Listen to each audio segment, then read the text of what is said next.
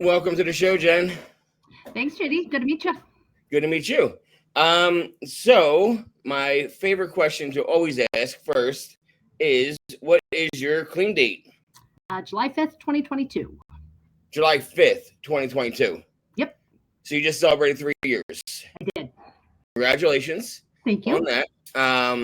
July 5th. That means you must have had a crazy July 4th of 2022. It wasn't super crazy. It wasn't. It was a pretty typical day for me. I had probably 15 or 20 kids over at my house. My youngest at the time would have been 19, 18, just getting ready to turn 19. And I did a cookout and a pool party for the kids. Like I was making food and I had a couple of friends over, but it was not wild at all. No. Okay. But were you doing what was your drug of choice at the time? Meth. Okay. But you were able to hide that from everybody? You were good at hiding it? Yeah.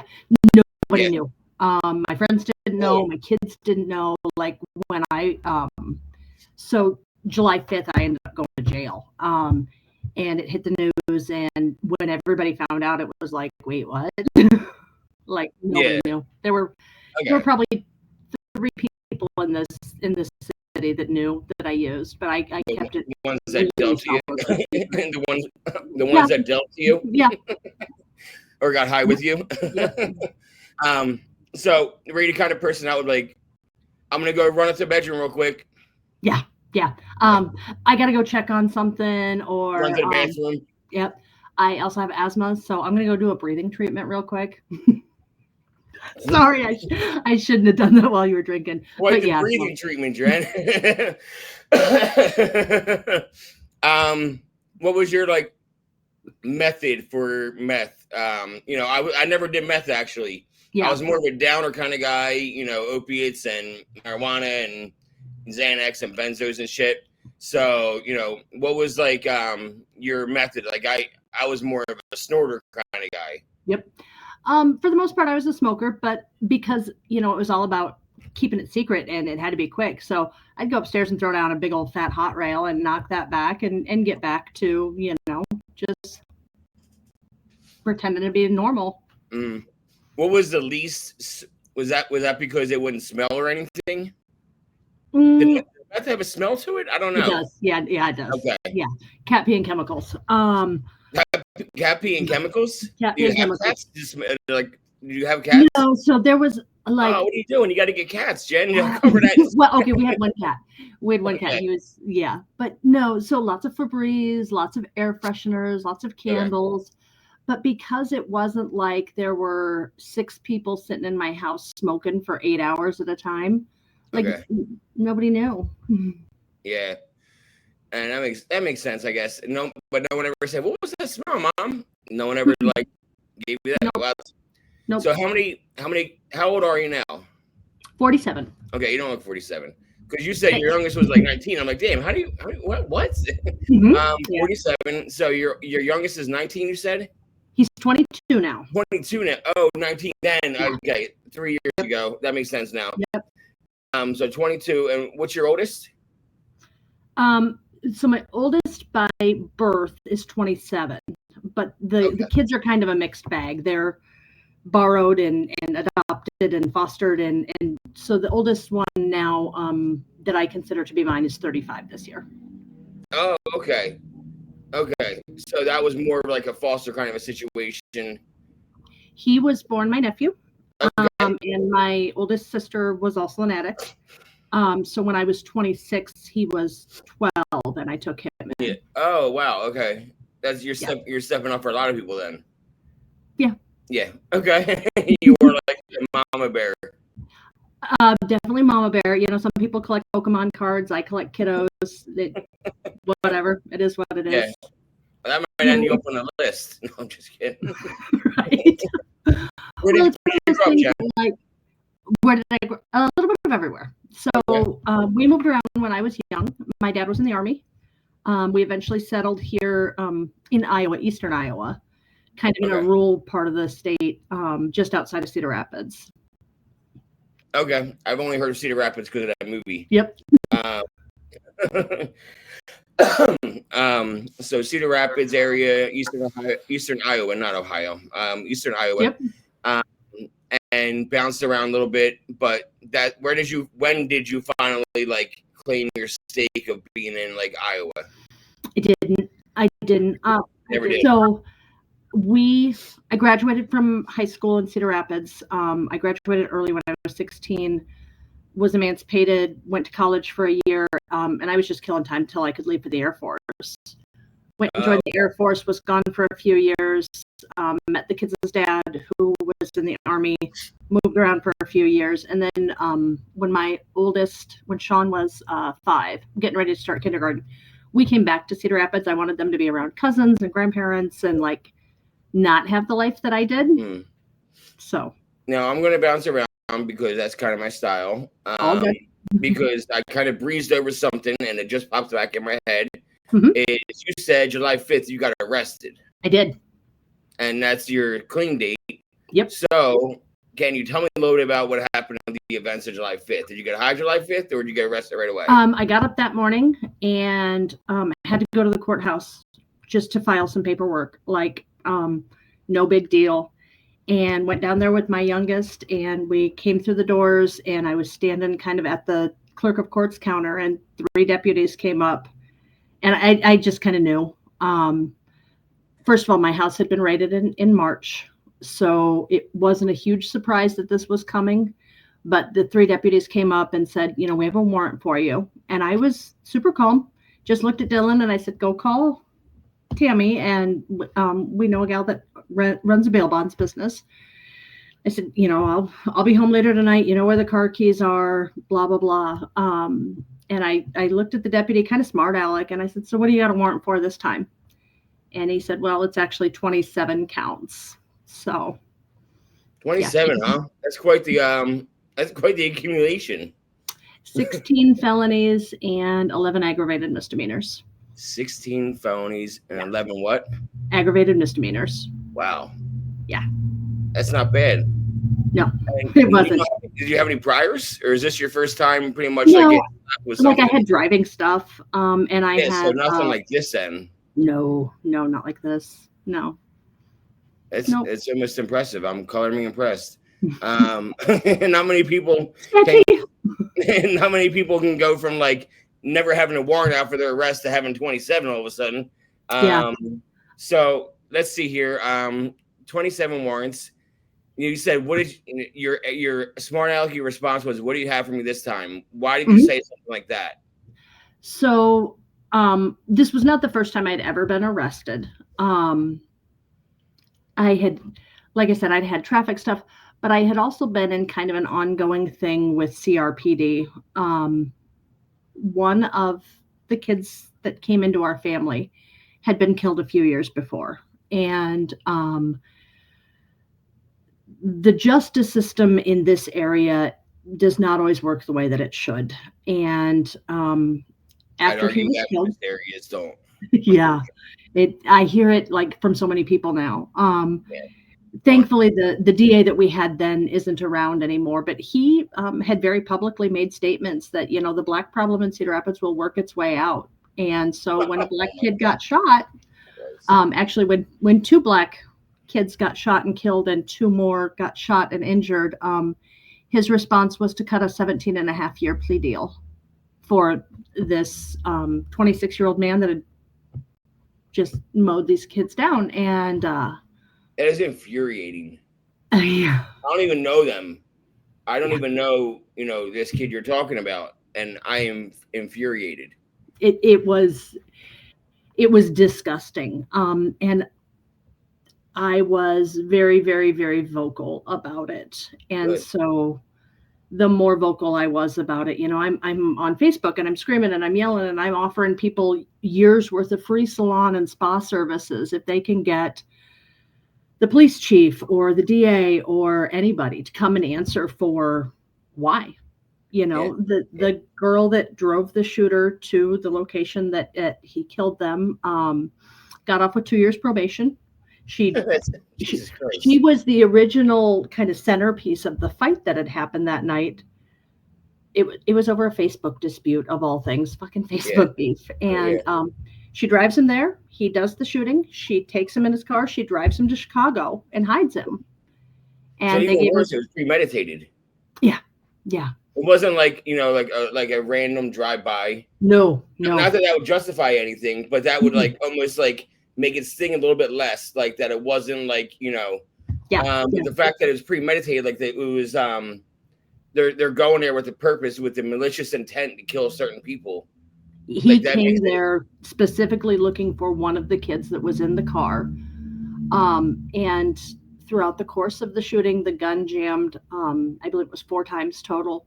And this whole thing's on video recording. There were a number of witnesses. There had been a graduation party that night, and they watch him, clear the gun and continue firing and clear the gun. And every time you do that, you're making a conscious choice to continue killing these kids. Doing it, And this was not this guy's first trip down, felony lane.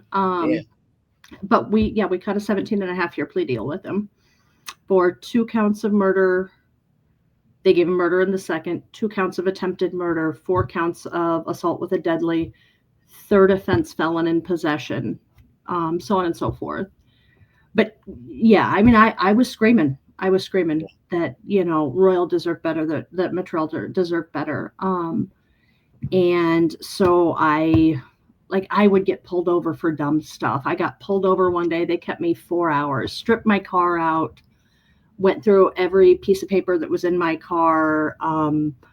I don't know for certain what they were looking for, or if it was just kind of a whatever the thing was. Now, were you in addiction during this time, Jen? I was.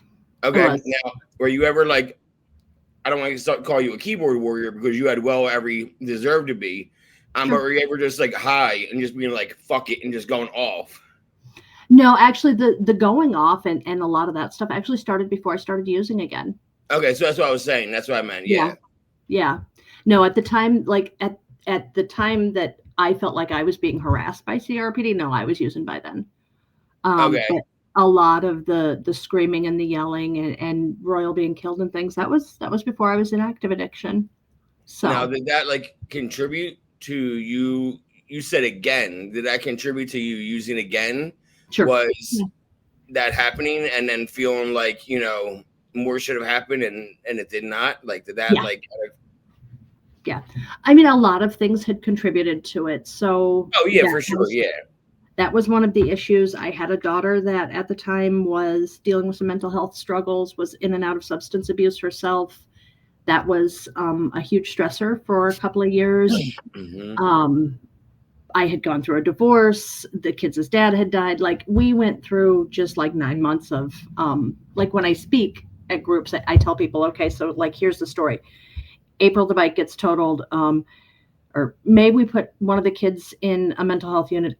May, the bike gets totaled. July, the house burns down. August, the car gets stolen. September, the rental house gets broken into. November, the kid's dad gets diagnosed.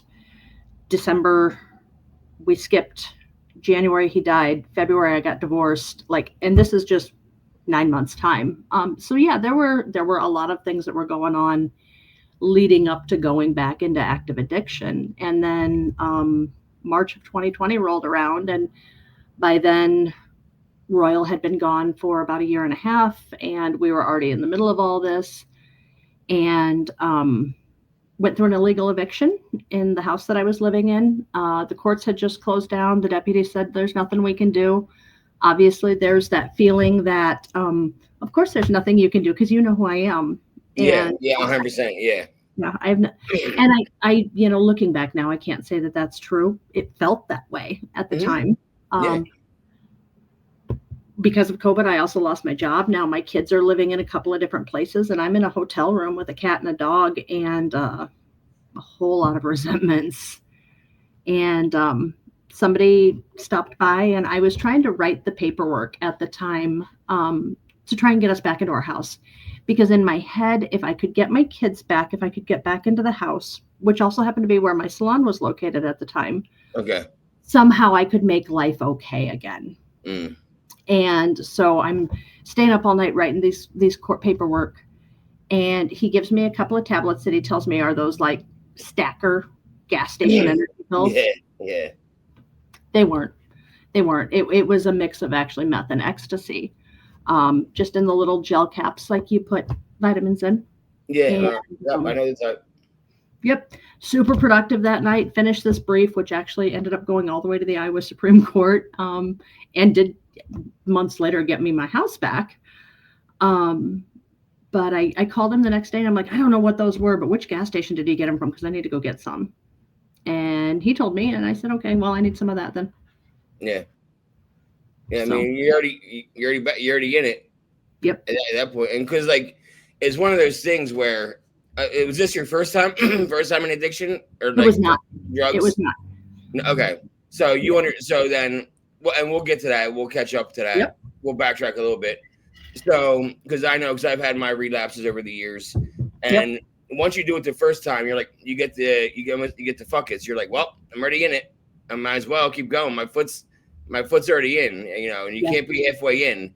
What are they? There's a song where they say it's like the rap, and it says, "There's no such thing as a halfway crook." Yeah. And it's kind of that. Once you're in it, you're in it. Yeah. So now we'll backtrack. Now that we know a little bit, 27 counts. That's a lot. But that was, and COVID, it kind of kick-started. Mm-hmm. And so let's backtrack and work our way back up to COVID again. Okay. Bounced around, from military family. Yep. You joined the Air Force, met your baby's dad that was in the Army? He was, yeah. He was in the National Guard. National Guard. He become your husband? He did not. We never did get married. Okay. And how many kids did you have with him? 3. 3, okay. How many years apart? There's 4 years between the 2 oldest and then just barely a year between the 2 youngest. Okay. All right. Between the 2 youngest. Oh, so you got 4 years. Okay. And then 1 year. Yep. So right now I have one that's 27, one that just turned 24, and one that's 22. Okay. Now I'm caught up. All right, cool. Yep. And then when you say you accumulated kids, were these like friends of your kids, your biological kids? Like, are these like a good friends chunk of them were? Like, yeah. What's that? A good chunk of them were. So the first one that we brought in was the nephew. That, for my kids, he just came into the house and they called him their bruzzen. That was their brother cousin. And I was his aunt mom, Yeah. And then the next one to come permanently into the house originally was my stepdaughter. And when her dad and I got divorced in 2010, like she called me that weekend and said, I just need to know that I can still see you and the kids. Okay, so now we're jumping up to 2010. Yep. Now, okay, so because you have a 27-year-old, so that means this is 1998 when you had your first kid. Mm-hmm. Yep. Okay. February. Okay, yeah. And I'm decent at math sometimes. And so, and you don't marry him. And you have 3 kids, and they're 4 years apart and 1 year apart. So mid 2000s is when you're not with that guy anymore. We separated in 2008. Okay, so we separated for the last time in 2008. Okay, so catch me up to like mid 2000s. So I met him, and he was an alcoholic and an addict, and that turned into not only dealing with his alcoholism and his addiction, but an abusive situation. And so we were together and apart. I think there were 3 engagements. I left 7 times. You got to get your stuff together, and then all of the promises, and we're going to fix our family, and everything is going to be okay, and we're going to get counseling. And so it was a lot of chaos and a lot of back and forth. And you keep coming back for the kids' sake? Yeah. That was my belief that, the kids were better off with both parents. And like, here's the deal. He was a lousy partner. Mm-hmm. And he wasn't a great person, but he was a pretty good dad when he could be. Did you say he was? Yeah, he was. When he could be, he was a pretty good dad. He passed away? He did. Yeah. Okay. January 2017. Okay. Drugs? So he had been in liver failure for about 3 years. And alcohol. Yep. Well, alcohol, drugs, whatever it was. Yeah, they're both damage the liver. Yeah. Yeah, and so it took him 3 years to put together the year that you have to get to go on the donor list. Mm-hmm. And so December 23rd, we got the approval to put him on the donor list. They did his physical that afternoon and called us and said he also has stage 4 colon cancer. If we treat the cancer, we kill the liver, he dies. If we don't treat the cancer, he's going to die. And he was gone 2 weeks later. Yeah, they kind of go hand in hand. My dad had colon cancer. He got diagnosed. He didn't even present really as sick. Mm-hmm. And then like May 2022, he felt like really horrible. Mm-hmm. And he went and got checked out, and turns out he had stage 4 colon cancer. Yep. Right off the bat. And by a year later, he had cirrhosis of the liver and he had stage 4 colon cancer. And this is a guy who never really drank, didn't do drugs in his life, but the colon cancer caused the liver to start failing. It caused cirrhosis. And by June 13th or June 12th, June 12th of 2023, he passed. So within 13 months of being diagnosed, he passed. But I didn't even know he had cirrhosis of the liver until I talked to my mom about it last night, because I haven't had my own problems with my liver and my kidneys.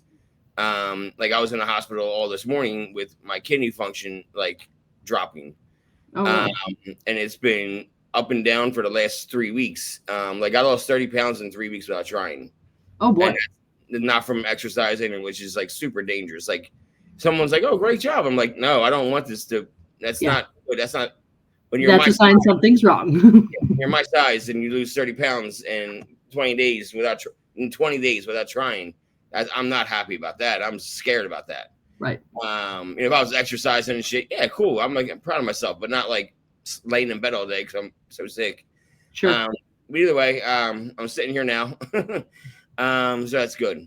All right. So he was a good father, you said, and that's when I kind of took off and I ran about and then okay. Yep. So 2008, you finally split up. Was it drugs that final straw? Were you doing drugs with him? So we had split up for about a year and a half between 2004 and 2006, and I had left, got my own place, so on and so forth. And that was the first time I really started using. Like I had smoked weed a couple of times and I had drank. I mean, I can drink. But that was the first time that I had used like traditional hard drugs. And I was at a bar one night. I was talking to a gal and I wanted to know what it was like to use Coke. That was his DOC. And so I asked this chick, I'm like, do you know where I can get it? And she said, yeah. And so my thought process at the time was, I want to know what he's throwing our family away for. Why he's doing. I want to know what's so good about this that makes it worth it for him not to want us. Yep. So I tried it that night and I was high for 6 months. Like just didn't put it down. Yep. Which is a very common thing. Not it's very common to not put it down, but it's also a very common thing for the partner once you split to be like, now I want to find out what the hell they just threw it all away for. Yep. I got to know what it's like for them to be like, it's worth it for this because, so I've heard of that before. And the logic as an addict makes sense to me. That logic checks out to me. Well, at the time it made sense. They're like, what the hell are you talking about? But if you're a normie watching this, they're like, what do you mean you would? But like, that makes sense. That checks out. Yep. But 6 months you were high for, huh? Yeah. Yep. So we at the time were doing week on, week off custody, and so he had the kids, like it was a free for all. And then when it was my week with the kids, I would call a friend and have them babysit for a few hours, or I would wait till they were at school and use, or, it was just like, I remember that first time and being like, wow, if he felt this good all the time, like I might throw it away too. And I probably could have, had I not like kind of pulled myself out of that one. Yeah. I mean, it sounds like you were about to. Yeah. Not that you wanted to throw it away because you didn't want to be a parent, because you were doing the right things, like finding babysitters, making sure they were at school and all Yep. that kind of shit, making sure they're probably in bed for the night before you did some, like, Yep. but because they were younger at the time, from my Yeah. math, Yep. but at the same time, I understand completely. I'm sure you had an unremarkable house, clean wise. Yeah. Yep. This is accurate. This is accurate. Yes. Just do a line and clean the whole house up. Yeah. Yep. Look how much I can get done. Well, but that had always been a big deal to me because I had grown up in a lot of chaos. Okay. It's just like my kids still to this day tease me about hoarding food. And I was just talking to my client about it an hour ago. Those of us that know what it's like to not have something to eat, hoard food. Yeah. Fill the pantry, fill the deep freeze, fill the fridge, because the kids are never going to know what that's like. So we always did have a clean house. We always did have food in the house, that was a big deal to me, but it also hid a lot of things. Yeah. I mean, you said you were a big drinker. When did you start drinking, Jen? I had my first drink when I was probably 11. Okay, that's when I started drinking, at 11. Yep. But you weren't were you a partier like growing up, like all through your No. teens and adolescence? Nope. No, you were like a hideaway drinker. So in between 11 and 16, like I would occasionally swipe a drink here and there, or like if I was hanging out with my older sister, the one whose son that I adopted, like I smoked weed with her a couple of times. I got drunk with her a couple of times. But then I went to college at 16. So I was emancipated. I had been kind of in and out of group facilities and the foster situation and whatnot. So here I am, 16 years old. I can't rent an apartment because I'm 16, even though I'm emancipated. So I went to a community college that had dorms. I just needed a place to be until I could go into the Air Force because I knew that was what I wanted to do. No, and I had the Air Force. It was just the only thing I ever wanted to do. What was it in the Air Force that made you want to do that? I don't know. I don't. I'm sure some of it was, first of all, coming from a military family, and definitely every military member in my family told me go Air Force, work smarter, not harder. But there was an honor to it, and there was a respect to it, and there was a stability to it. And it was an escape. I was, like I said, things were not great growing up and stuff, and I just wanted out. I wanted a different life. Yeah. And I saw it as a chance to be something more, something better, something, I don't know, healing, I guess. No, that makes sense. So, when did your drinking progress? College. So that couple of years in between, year and a half in between when I you were like the 16-year-old girl partying with the college kids. Oh, getting hammered. I had this amazing roommate that I'm still friends with now 30 years later, but this girl could party, and I hit the ground running with her, and there was, looking back now, probably a certain amount of the addiction was showing itself then. I remember sitting doing progressive shots in a contest with one of the guys that lived upstairs from us. So he'd do one shot, I'd do one shot. He'd do two, I'd do two. He'd do three, I'd do three. I ended up at 28. Yeah. How did I not see then that A, there was a problem, and B, I almost died. Shots of beer? No, that was 10 high. Wow. Okay, that's impressive. Yeah. Impressive to somebody like me who used to drink very hard. At 11, my first drink ever was Captain and Coke. Oh, ouch. At 11. And I learned how to inhale with the Black and Mild when I was 13. Okay. So, I never just took it easy and went in smooth. I just jumped, head first in for everything. And I didn't even drink beer until I was in high school. I drank hard liquor from 11, 12, 13, 5th, 6th, 7th, 8th grade. I was drinking hard liquor almost every day. Yep. Almost daily, drinking hard liquor. So, and then I was then I got into the party games by sophomore year, and then I started drinking beer.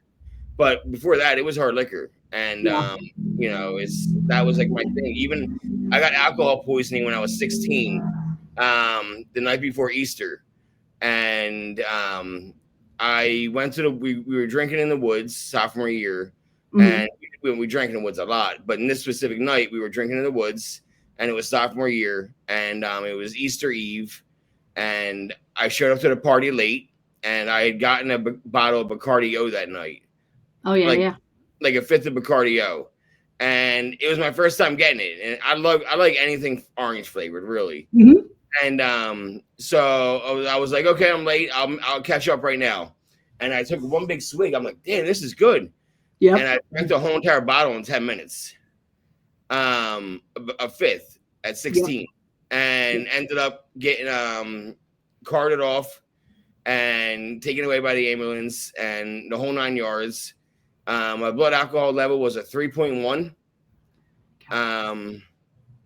Yeah. So the only thing I remember really is that's the night my family found out I drank. They found out I smoked weed, and they found out I smoked cigarettes all on the same night. Oops. And I woke up in a hospital gown on my parents' couch in the living room, and didn't remember shit. Did not get my Easter basket that year, Jen. I imagine not. I imagine not. And I'll give my dad credit, and then we'll move on. My dad gave me the best punishment ever. Is I was supposed to sleep out that night at a friend's house. That's why I was like, I'm gonna get extra tipsy because I'm sleeping out tonight. I don't gotta walk in the house to my parents. And I wasn't grounded. My curfew was not changed, even though they found the cigarettes and the weed and the whole 9 yards. But I was not allowed to sleep over a friend's house for the rest of high school. Oh, okay. And I had the rest of sophomore year and all junior, senior year ahead of me. And he's stuck to that shit, stuck to it. Never one time did I do that for the rest of high school. So I'll give my dad credit on he kept his word on that. And I tried. Yep. I damn well tried. And it was always a no. So, all right. So you're a big partier in college. You go to the Air Force. Does it slow down when you go to the Air Force? Oh, yeah. Yep. Okay. And then you meet your baby's dad, and you guys are together for 10 years. Off and on, yeah. Now what makes you stop after a 6-month run of doing coke every day? The kids needed one of the two parents. They said that? No, I just knew that. Epiphany? Do you have an epiphany or something? Yeah, it wasn't going to be Chris. So I got into started going to local NA meetings, and for me, I'm a book learner. And so I was like, okay, well, these guys have the answer. And so I started hitting meetings, and I hit meetings for probably a couple months, grabbed some books, grabbed some literature. There weren't a lot of females around at the time and a lot of really creepy men. Yeah. And I was like, you know what? Okay, like somewhere in all of these books are the answers that these people have found. So I'm just going to take the books and I'm going to go read them, and I'll find the secret. And it actually worked pretty well for about 15 years as far as staying abstinent. I just didn't pick up again. And you also had the willpower too of like, I have to do this for the kids and not myself. Yeah. Yep. Yeah. Which was amazing for keeping me clean, but didn't do jack for fixing the reasons that these things had happened. Yeah. And that's the things that people don't realize that are normies. Is I remember when I came back from rehab, the only time I went to rehab, I came back and I went there for opiates. And I came back and I was going to AA. And my brother was concerned. He said, "You're an alcoholic?" And I said, "Yeah." And I said, "I've been drinking a long time. I'm an alcoholic, Chris." And he was like, "But I can drink more than you." And he can. My brother can drink more than me, and so can my little sister. And so can my brother-in-law, my sister's husband. And he was like, "Does that mean I'm an alcoholic?" And my brother's far from an alcoholic. Yep. I was like, "Listen, being an alcoholic has nothing to do with how much one can do more than the other in a sitting. Being an alcoholic is the reason why I drink is because I'm trying to hurt myself. Yeah. And as opposed to the reason you're drinking is to have a good time." Yep. That's what makes me an alcoholic, and you just a normal person. You're drinking for the joy and the fun and to celebrate life. I'm drinking to numb and take away pain and any kind of memories that are in my head. Yep. I was like, that's the difference, and that's what makes me an alcoholic and you not. He's like, okay, so I'm not an alcoholic. I said, no, you're not an alcoholic, bro. He said, no, you're not. And I'm not diagnosing you, but probably not. Yes, I'm the only one in the family that is. Don't worry. He said, okay, good, thank you. No offense, but good, thank you.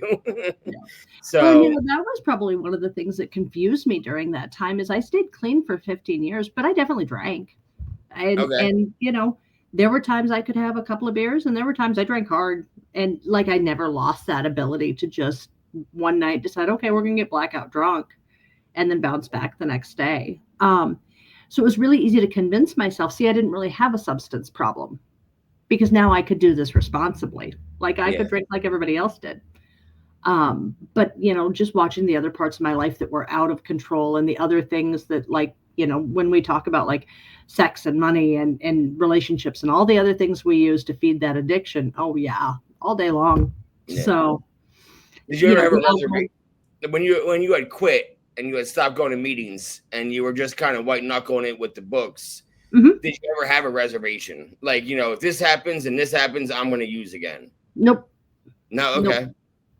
No. And that's not really that much different this time because my eyes were on the prize, like Chris was never going to get clean. And I think somewhere in me, I just knew that. And so whatever had to happen, I had to stay clean. So I'm a grandma now. I'm a Nana now. And I always tell my kids. You go by Nana? You go by Nana? I'm Nana, yeah. Nana. My mom's Gigi. Oh, see, she got a cool name too. Yeah.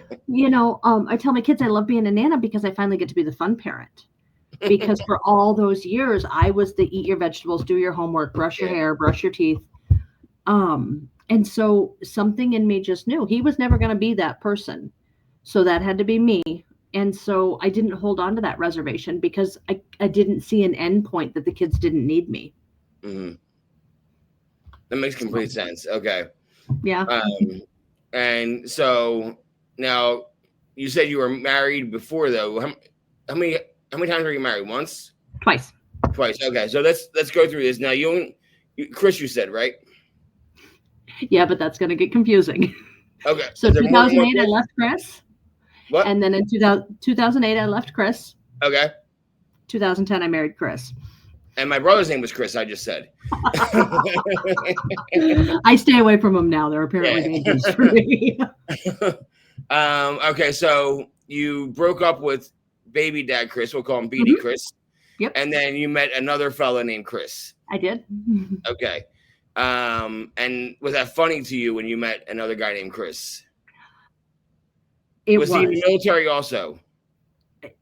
He was not. He did not make the cut for the military. But he tried. He did try. Okay, so you said cut, so I'm like, he did try though. He didn't. Couldn't make it. Couldn't hack it. They were also both Chris S. And their last names were almost identical. Wow. Yeah. Okay, that's impressive. It was weird. Yeah, that's like if my wife never divorced, I would have to get married to somebody with an M. Yes. just not fix the tattoo.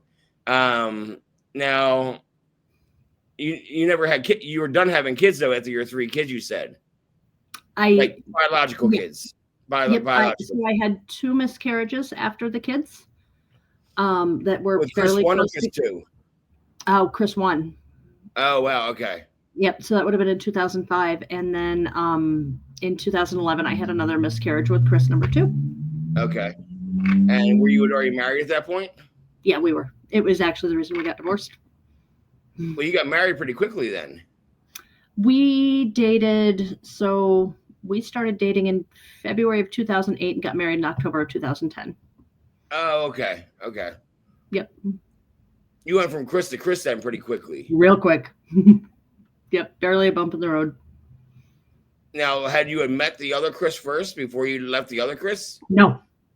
Oh, nope. So Jay, you left Chris and then you met Chris. What was the how long in between? Like 3 months. Oh shit. Okay. Yeah, real quick.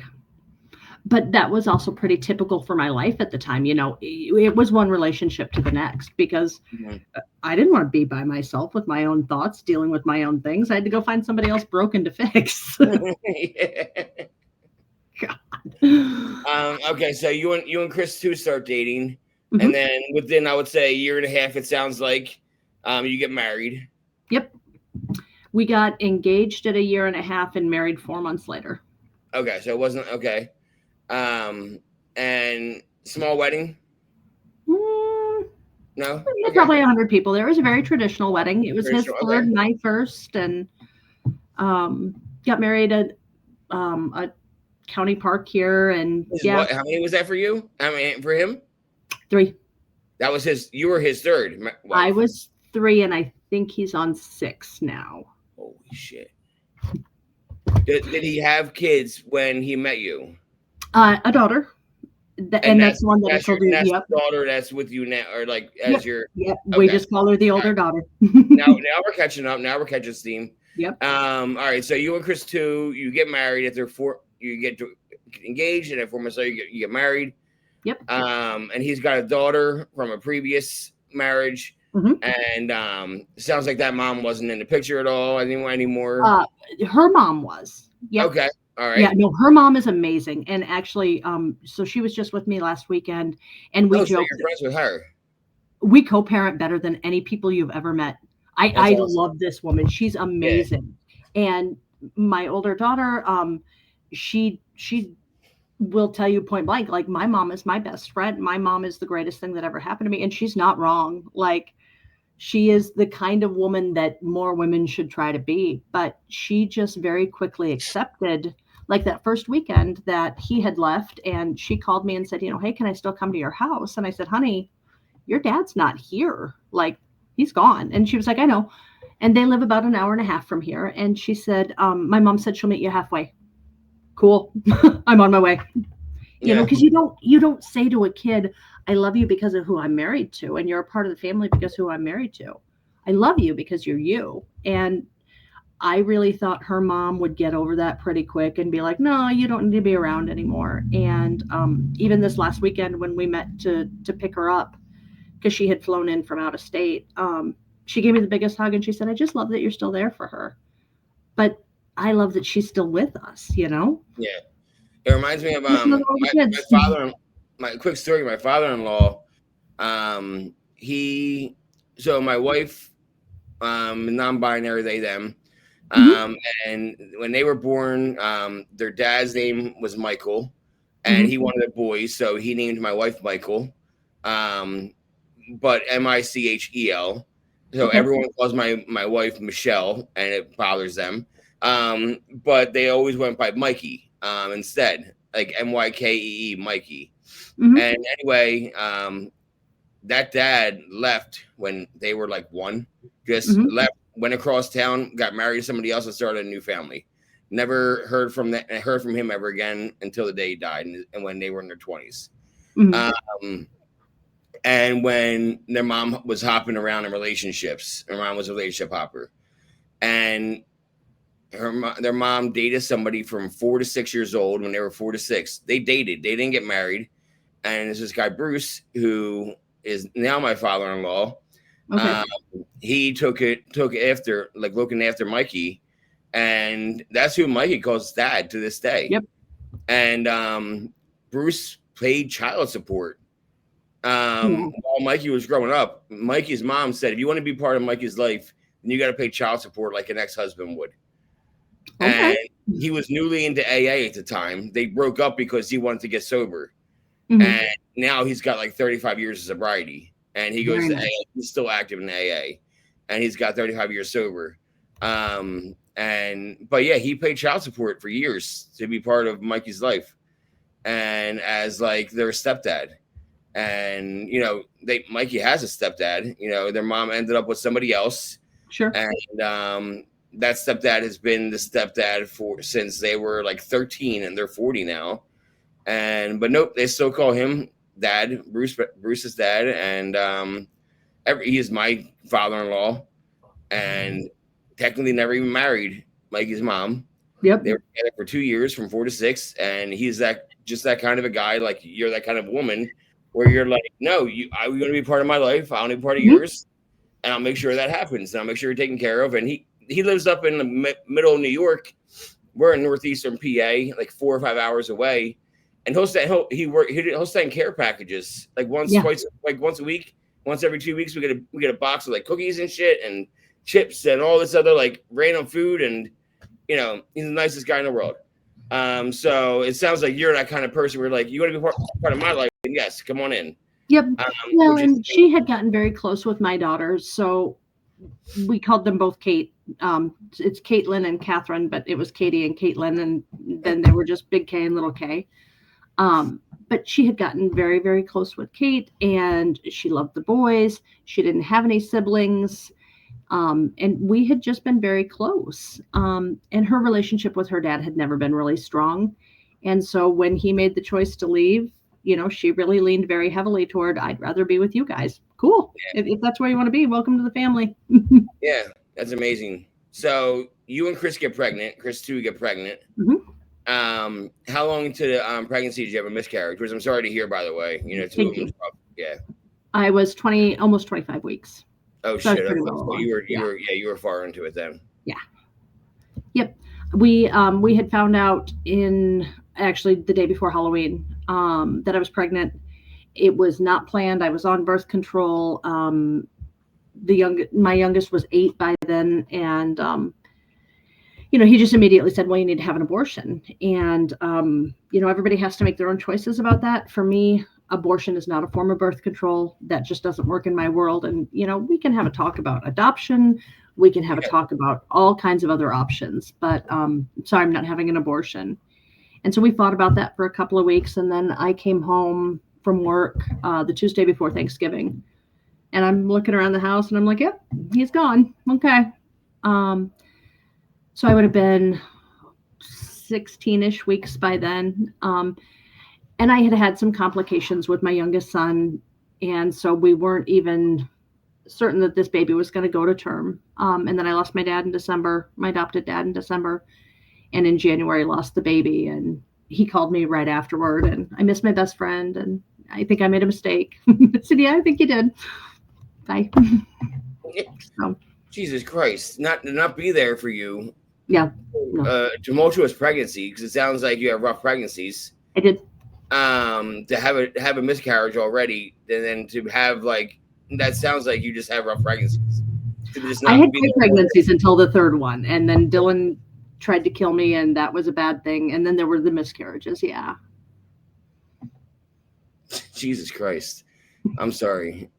I thought maybe you said, it was the reason you got divorced. I'm like, oh, maybe they had miscarriage and they disagree with why the miscarriage happened and blah, blah, blah. And that's what, no, it's just, he's a piece of shit. And he's like, I'm out of here. And wow. Did he not just want kids anymore? And then he was up. He admitted he was a bad dad. And he just was not good at being a father. And, my comeback was, well, you're still trying to be a good husband, hon.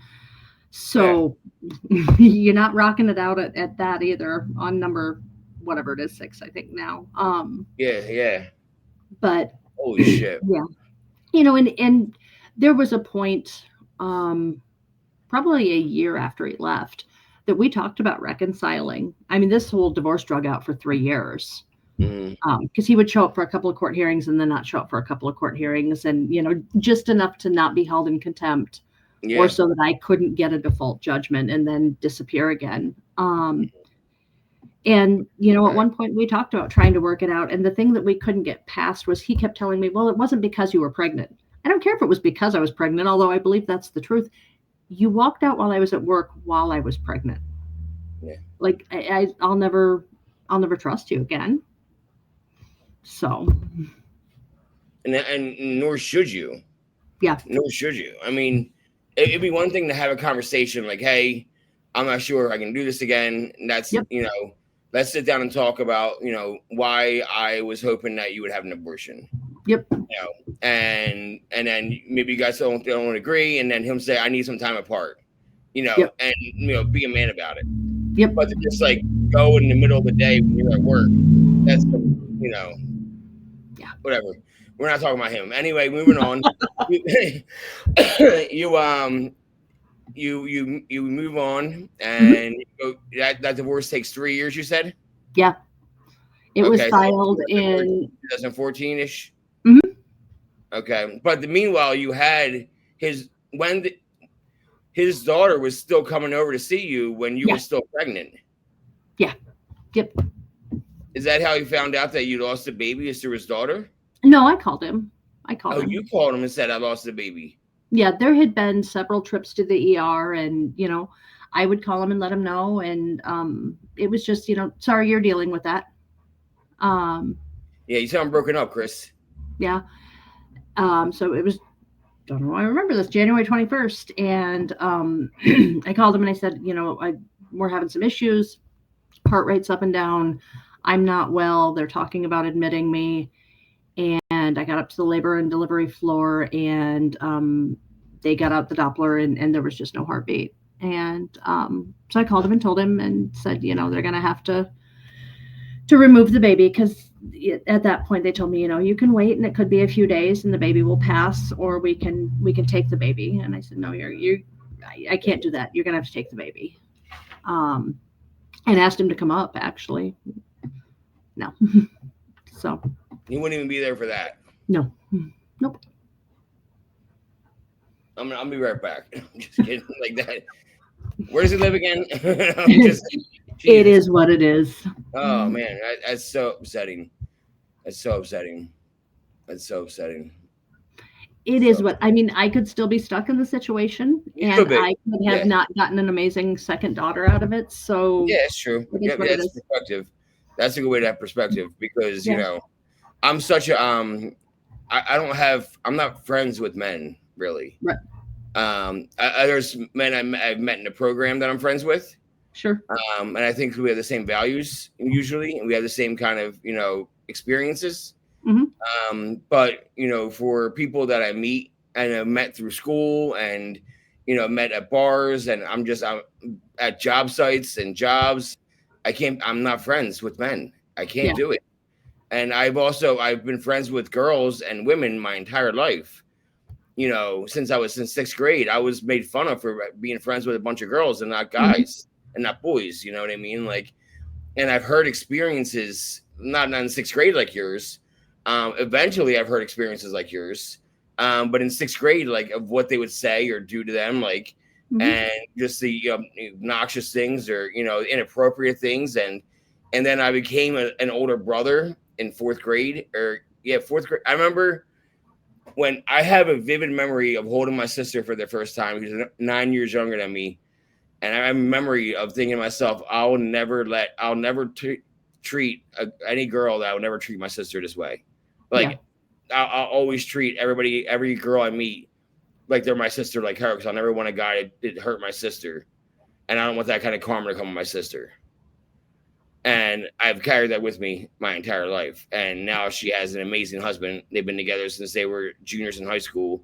Aww. And they have 2 beautiful kids together. They own a house that they rent out, and they own a nice big house for the kids and themselves. Like, they're killing it in the game of Monopoly. Doing well. Yeah, doing very well. And she's the only one to graduate college out of the 3 of us. So, my brother and I and her, we're all close, all 3 of us. And, couldn't be more proud of my sister. So anyway, that just upsets me as somebody who looks out and protects girls and women my entire life, where I hate hearing shit like that. But I mean, it's part of life. I do these podcasts and I hear horror stories all the time. So, I hate to say that I'm not even surprised, unfortunately. Well, but here's the thing. So I didn't have solid female friendships until probably the last 10 years. I was one of the boys, because I saw females as self-serving and catty and backstabbing. And so I saw it the opposite direction. But like, even in situations like that, and a lot of it comes from, this work in a solid program, it would be really easy to be super horked at him. But here's the deal. I met a guy who did not have an active relationship with the child that he already had. I found out later had another child that he had denied. admitted that he had walked away from his kids for a second wife who didn't want anything to do with him, was in debt, had to rescue him from getting his house foreclosed on. So, like, is he a puke? In some way, sure. Did I ignore every freaking red flag along the way and try to love somebody all better? Yep. So I share a piece of that pie. And Did you have that I can fix it mentality? Oh yeah. Yeah. Yep. Get them broken and love them all better. Yep. Well, and that's my joke with both my husbands. My grandma always told me to put my toys back where I found them. So I took them both back to their mother's house. So, you said both your husbands. So was the next guy you met your next husband? No, I dated a couple of people in between there. Okay. And how do they go? Normies, alcoholics, addicts, or just pretty normal? They just weren't not lasting the test of time. Right. Yeah. I'm still friends with a lot of my exes. I haven't dated a lot of bad guys. There's like 3 of my exes I don't talk to. 2 that I married and 1 that I dated recently. But yeah, normal guys just didn't work, Yeah. And maybe that was part of it. Maybe they were normal guys and I couldn't fix anything for them. Yeah, and there was nothing for me to fix, so you got bored. Yeah.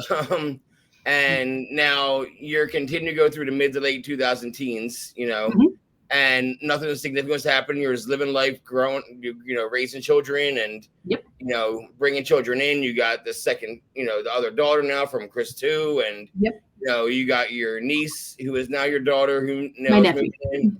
And okay, so now you're starting to collect it. The collection's growing. Well, and then the collection grew a lot. So in 2000, I got to think for a second. 2013, I met my second husband, who also had 3 kids. Okay. So now all of a sudden there's, on any given day, 6 to 8 kids living in the house. And that just became normal, And then it might be 6 to 8 kids living in the house and 10, 12, 14 kids running around the house. And that was life. So. It's mayhem. What were they? It was a blast. Yeah. And it got so much easier. So by then, they started parenting each other. Were they like parenting each other and shit? Well, they entertained each other. Yeah. So when you have 3 kids, 1 kid's always left out. 2 of them are getting along. 1 of them's pissed off. When you have 8 kids in the house, if this one's being a jackass, then you just go play with this one. Yeah. And there's always somebody to entertain you. There's always somebody to snitch on whatever you're doing that you're not supposed to be. We had one wild card. He had a son that was just not safe to have in the house. And that did some damage. It caused some trauma. It caused some issues. But at the time I was like, we just got to get through it. Not realizing, looking back now, I listen to my kids talk about it and they're like, hey, remember that time he climbed up on top of the roof and we had to call the police to get him down so he could go get committed? Or remember the time he pulled a knife on so-and-so? Yeah, I do remember those things. Yeah, I remember them. How soon into is this Chris number 3? No, nope. No, his name was Lauren. And how'd you meet him? Online. Online, okay. And how soon into dating did it get serious? Too soon. We started dating in July. We moved in together end of October, beginning of November. Yeah. It was a terrible idea. Yeah. It was, and not even just moving in. You combine giant families together. Huge Brady Bunch type kind of core families into a mega Brady Bunch kind of family. Yep. I mean, it seemed like a good idea at the time. My lease had ended at the same time that he was moving into a new rental house. I was getting ready to go back to school. I had just come into a chunk of money that would allow me to do that. And it was kind of if, you'll pay off some of these bills, then I'll take care of the working and you can focus on school and raising the kids. And then, once you get graduated, we'll both be putting into the same pot. And I came up with all kinds of ways to justify it, but I'm sure, somewhere in the back of the mind, it was like, oh, well, we're just going to go to the next happy family that fixes everything. Right. Yeah. And meanwhile, you're in the Cedar Rapids area the entire time, I take it. Mm-hmm. Yep. Okay. Now how soon did you say you moved in within months? Yep. Of knowing them. Yep. And how soon after moving in did you get married? About 2 years. Okay, so you didn't jump right into marriage. Correct. Were you waiting for a divorce to settle for either one of you first? Well, was that the holdup? When we first met, I was waiting for my divorce to settle. Okay.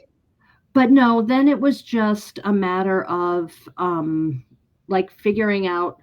So I wanted to finish school, and then we bought a house, and we had all of this chaos with a couple of the kids, and there was just a lot of things going on. But again, it was pretty quick. He proposed right around Christmas time, and we were married by July. Okay. All right. And how long did you stay with him? 6 months. We were married for 6 months. Again, took me 3 years to get divorced. So and you're married in July, but by the following new year, you're already getting divorced. Well, splitting up, separating. Yeah. So if we rewind back to what we were talking about earlier, in April we put his son into a mental institute. Yep. Okay. In May we totaled the bike. July 6th, our house burned down. July 9th, we got married. August 9th, my car got stolen. September 9th, our rental house got broken into, or November 6th, because it was all on the 6th of the month. November 6th, we found out that Chris was in end-stage liver failure, and December 6th was when we went down for him to be put on the transplant list. January 6th, he died. February 6th, Lauren came home and said, this being married thing, it's not what I thought it was going to be. And I was like, do you think so? We've been living in a 3-bedroom, 1-bathroom, like 1,200 square foot rental house with 8 children, 2 dogs, and a cat for 6 months, like just through hell. No, this marriage has not been a ton of fun yet, but we don't even know what it's like to be married. And he left within a couple of weeks, and then I found out that there was a girlfriend and a boyfriend and some other stuff going on, and it was what it was. Yeah, it's because it sounds like that. Because what do you think? Just like Yeah. Not every day is just sunshine and blowjobs. You know what I mean? You know what I mean? Like it's not like there's going to be hard times. Yep. And and I'm not perfect either. I moved around from my marriage recently, and I decided to stick and stay and work through it. And because I'm used to running, I'm used to just running and hiding and just trying to start over again. Yep. I've moved 35 times in adulthood, and I'm 39 years old, and I've been in the same situation for 6 years. So before then, you're talking 30 some times in 15 years, 14 years. Yep. 5 different states. That's just me trying to run from shit. Yep. And when I almost left my wife recently, we had a long talk, and I was going to leave, and I got another place, put a down payment down, signed a lease, and then I got a loan through my 401k to get furniture, and then the money hit my account, and if my first subconscious thought was, this is going to be great for us. And I was like, interesting. I just said us. Mm-hmm. Not me. Maybe I'm doing the wrong thing. Yep. And I sat here for 3 hours in silence and decided to talk to my wife and see if they would let me stay. Mm-hmm. To begin with, after all I just put them through with, in the last few days of me just saying out of nowhere I'm up and going. Sure. And luckily they wanted me to stay and work it out, and we are, and we've been doing great ever since then. But I almost took the easy way out of just leaving and starting over and just hiding. Mm-hmm. But at the end of the day, I knew that I would be unhappy, and I and I also realized I'm going to end up overdosing and dying because there's going to be nobody watching me. I'm going to be depressed about what I did, and I'm going to end up falling off the wagon, and then no one's going to be babysitting me, and I'm going to get really high and then not stop and then not stop and then die. Yeah. Because I know me, and that's what's going to happen. And I'd be dead by 40. And, it's a crazy realization to have. Yeah, so, scary. I don't have any biological kids, so Mm-hmm. I have nobody to like give a shit if I die like that. So I decided I'm going to work through it and work things out with my wife, and the things I'm happy about, we're going to talk about when I'm happy, and we're going to work through it together, and that's what we've been doing. Awesome. So, yep. It's harder to do the work, but it's worth it. Yeah, exactly. A lot of that, I get from the program too. Yep. So either way, this isn't about me; it's about you. And well, it's about all of us in the program, yeah, because you're right. Like, I mean, I can say the things that went wrong in both of my marriages, and I can say the things that they did, but let's not pretend that I was a piece of cake to live with either. yeah. I was in unresolved addiction. I was dealing with unresolved trauma. I was trying to fix, manage, and control the world. I am a natural redhead. It comes out through and through. Like, let's be real. I worked hard at being married, but I wasn't a piece of cake. There were days I probably would have locked me in the basement, but my character defect was I would stay way longer than was healthy, where I chose men that got whatever that need was met and then hit the road. Yeah. So this was February 2020. February of 2017. 2017, okay. Mm-hmm. And then, but you didn't start using for another 3 years. No. And that was after the divorce got finalized. So yeah, the divorce got finalized finally. It was in 2019. I can't tell you what month now. Okay. I think July. Now, did you keep in touch with any of his kids? No. Okay. No, they always had the option to, and they chose not to. Again, I was wife number 3, and so they had been through this before. Wife number 1 was their mother, and she had passed. Wife number 2 had come and gone. That was their decision. Like, they could have come around at any point. I'm sure they still can. Knowing you. Yeah, absolutely. Yeah. All right. And so your divorce finally got finalized. And what happens in that 3-year span of before COVID hits and you getting separated and then finally divorced? Anything significant going on in that span of time? I was in another relationship before he was moved out of the house. Like the night that I found out he was moving out, some girlfriends of mine came and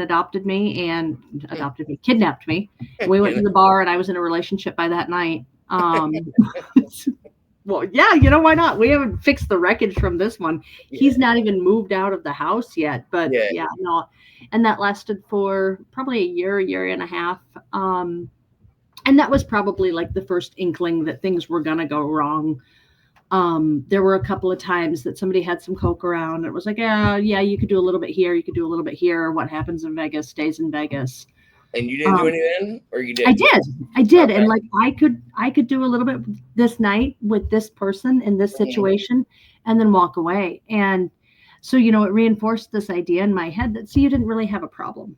Yeah. It was the situation. It was the stress. It was the trauma. It was the whatever. Yeah. But what it came down to was, you're like, as long as I don't buy it, and as long as I don't know where to buy it from, and I'm just getting it for free, then I don't have a problem with it. Yep. If I know that when she's here, I can do it with her, and I don't ever find out where she's getting it from, then that option's not there for me. But it worked. I mean, for as well as it worked, I guess. I felt the same way though about coke for a while, actually. Mm-hmm. Because I was more of an opiates kind of guy. Yep. But I loved doing coke, but it was to a fault. Mm-hmm. And I didn't want to mix coke and opiates at the time. Yep. I just wanted to have my downers. And I knew if I found out where to buy it from, then I would always buy it. And then how would I afford my opiates? And then I would be, so I decided to not find out where to buy it from and just do it when it was around and just throw it. Hey, can I get $10 for a couple of lines tonight? That kind of a deal. Yep. And that was fine with me. And then my fiance died from suicide, and I moved to North Carolina just to get out of Jersey, and all I could find was coke. Ironically, I was at the bars all the time, like 6-7 nights a week. I was at the bar, and because I was just drinking my life away after she died. And she was bipolar, schizophrenic, and alcoholic, and just drank until the voices went away. and that kind of a deal. And she was my childhood best friend too since 6th grade. Like I said, girls 6th grade, she was one of them. And so it still sucks. It's been 10 years and it still sucks. So sorry. Yeah. But I was in North Carolina and I was at the bar and I was always smoking cigarettes with the staff, and I became friends with the staff. And like, hey, did anyone get any perks? Like, any kind of oxy or something like that? Like, no, we got some white girl though. It's what they called it. Down there with a girl in Durham, North Carolina. Yep. I said it, and I knew exactly what they meant. And I'm like, okay, yeah, I'll take it. I'll take a snort. And they brought me around to the kitchen, and I'm doing lines, and I'm like, all right, this is some really good shit. And I'm like, how much is it for this much? And they're like, here. And next thing you know, I'm buying it all the time. Yep. And then all of a sudden I'm like high, and I'm like, I had this epiphany, like I could wire money back to Jersey and then have my friend overnight me pills in like as an overnight package to North Carolina. So I started doing that every paycheck. I found a friend, and I would send him money, and he would get a bulk together for me, and he would mail them to me, North Carolina. I would stalk the mailman the next day. I would get all my pills, and I would do all them in 2 or 3 days. And then I'll go back to Coke for another 10 days and then get paid, and then it's over again, just nonstop, just a mess. Isn't it crazy though? Like the weird, so you said that, and during my time using 2021, 2022, like keeping that secret was so important to me. And I didn't really know a lot of people in town I could buy from, and I didn't want word to get out. So what do? I go on the dark web. And I find a supplier out of Belgium and start having them ship me drugs, like straight to my front porch. Like, they have little tutorials on there to tell you how to do this and how not to do this. And one of the things they tell you is have it shipped anywhere but your house. Yeah. But no, I would just get a package with a QP in it, and like then I was set, because apparently I wasn't the only one that thought of that. What's more reliable than the Postal Service for getting your fix? Yep. And so we'll catch up to there because so I was doing that, and I did that, and it worked out. And I was living with my brother at the time in North Carolina, and my brother is a drinker. Like I said, he knows how to drink, but he doesn't like drugs. Never touched a drug a day in his life. I convinced him to smoke weed finally at 27, and he smoked weed probably 5-6 times in his entire life when he's 36. So he's not into drugs whatsoever. Not that weed's really a drug, but either way, that's my example. And never smoked a cigarette a day in his life, a cigar here and there kind of guy, So I had to hide it from my brother that I was getting high all the time. And which was easy because he was never around people that were doing drugs. So he didn't know what to look for, really. Eventually, he didn't know what to look for, and he would always call me out. Either way, that's not about me. And COVID hits, right? You say COVID hits, and you lose everything again. Now, what happened? Now you get your house back by writing all these letters and it's filling out all these forms, and you were high on meth and not know it. Yep. But by then I knew it. Yeah. That you hadn't felt before. Yeah. So the first night that I used it, no, I didn't know what it was, and that was the night that I started writing the initial brief that went through the district court that led to the brief that went to the Iowa Supreme Court. By the second day, like, he admitted to me what he had given me, and I just said, okay, give me some more. Yeah. At that time, the logic in my head was I had already been prescribed Adderall, and I was on a pretty high dose of Adderall. And you hear everybody say all the time, oh, well, it's one molecule different. Well, kind of. It is maybe a few molecules different, and the prescription and the control and the purpose and all of those things. But I had a little problem with Adderall for a while, with 15 milligram Adderall. I used to buy this guy's script of 60, 15 milligram Adderall, and I would snort the entire script in a week. And but like, I can't imagine it being close to what meth is for a week. See, and I had been prescribed Adderall for years, 60 milligrams in the morning and 20 in the afternoon. It is a high dosage. It was a high dosage, and never had a problem with it. like never snorted it, never sold it, it never was a problem. And so, that justification creeps into your head that, well, right now you can't even get into the psychiatrist to renew your Adderall prescription. And he just gave you something that made you feel really good. And it's pretty much the same thing, right? Yeah, I got you. No, no. So yeah, by March, I had the court order that said that he was supposed to return possession of the house back to us. Went to the house with my youngest son and the Supreme Court order, and got met by 2 deputies who said, no, we need you to get us an order that says we have to enforce the order. Yeah. And at that point, like I give up. Like I can't. I'm fighting an uphill battle. The courts are closed, yada, yada, yada. And so I just kind of gave up on the house. And then by May or June, and by then I'm using pretty much every day. As a matter of fact, I had almost gotten caught for the first time. We were living in a hotel through this time. And eventually, like as COVID went on, hotel prices got really cheap. So I moved into one of those residential, like 2-bedroom, 2-bathroom, really nice hotel rooms. Yep. And so I at least had my youngest back with me. And were you just popping them still in the gel pills? Just popping them still? No, I was smoking. I tried to wait till he went to work. He was considered to be an essential worker, and so I would wait till he went to work, or when he was in bed, or whatever. Go crack the window and smoke out the window because the hotel was mostly empty too. Yeah. It's COVID, so there was like traveling. Yeah, there were like 4 people there. So it just did what I had to do. But I remember him coming home one night, and there was a pipe sitting next to me on the desk, and he looked at me and he said, "What is that?"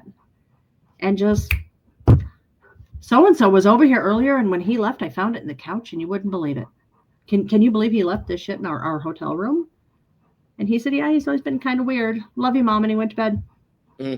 And, like, there was so much, that's a tough night to, because growing up, my kids had heard a million times, no secrets, no lies.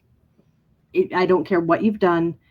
You tell the truth. If you lie to me, there's 2 troubles now. There's the thing that you did, and then there's the fact that you lied to me about it. And if I can't trust you, I don't have anything. Like, I will never lie to you. You never lie to me.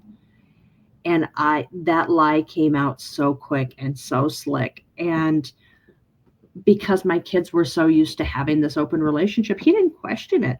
It's laying open in a glasses case on the desk with me. Wow. Yeah, he's really weird, Mom. I love you. I'm going to bed. And you know what? Maybe he didn't buy it that easily. I don't know. I think he did. I would have bought it if my mom told me that too. Yeah.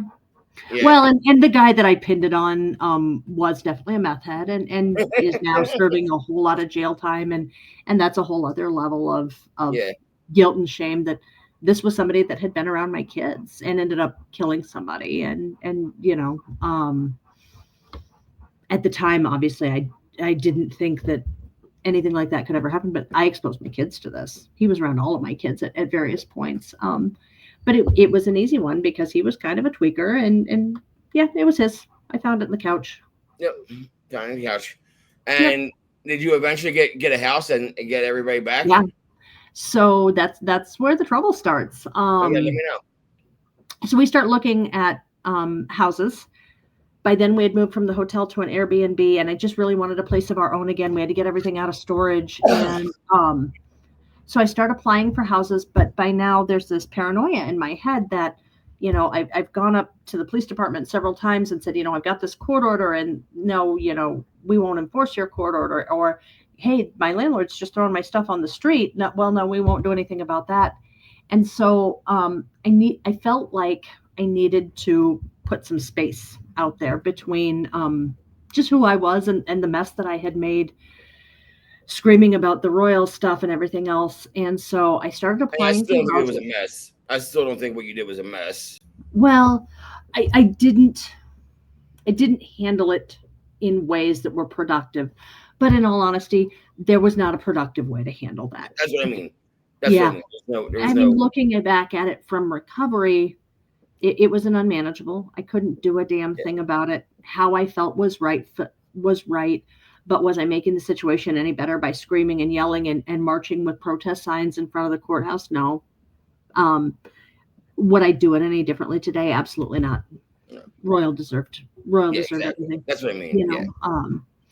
So yeah, I started applying for houses, and I find a beautiful house. It's a big, like 5-bedroom, 3,000 square foot house.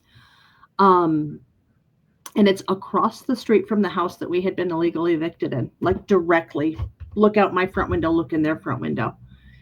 And so as I'm filling out these applications, I would swap 2 numbers in my date of birth and 2 numbers in my social security number, because I felt like it was hiding me from this mess that I had made.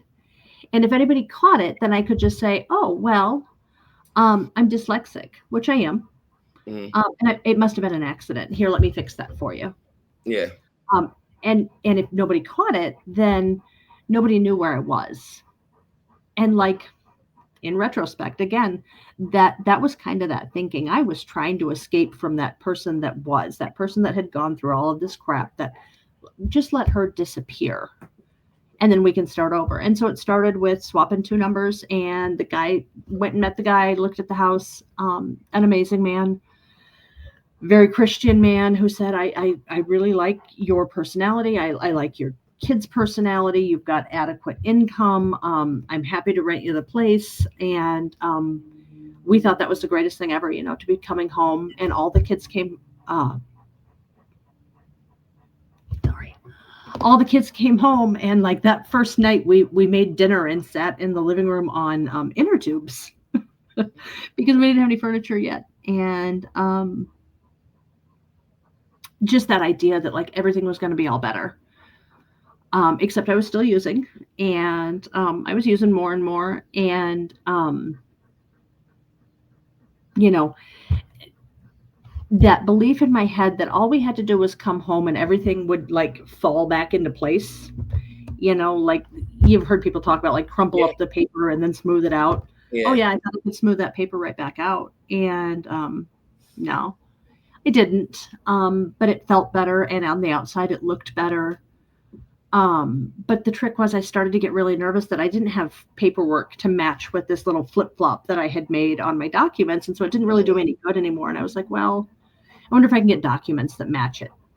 And so I traveled off to the dark web, because where else are you going to just order an ID and a social security card? And learned about things like manufacturing identities and how to create identities from scratch. And then it was like, wait a second, I can make this whole woman disappear.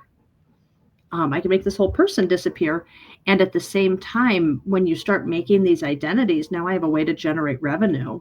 I can support my habit. I can stay home with the kids. I told the kids that I got a job working from home, 3rd shift overnight, because the world was not a safe place for me anymore. In my head, the world was not a safe place for me anymore.